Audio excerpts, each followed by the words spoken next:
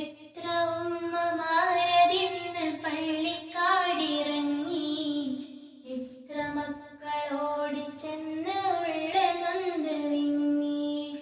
എത്ര ഉമ്മമാരതിന്ന് പള്ളിക്കാടിറങ്ങി, എത്ര മക്കളോടി ചെന്ന് ഉള്ള നൊന്ത് വിങ്ങി.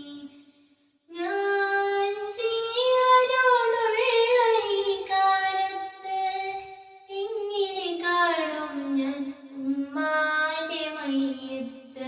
ഞാൻ മരിക്കുന്നതാണെന്റെ ഹാജത്ത്, ഉമ്മ ഇരിക്കട്ടെ എന്നും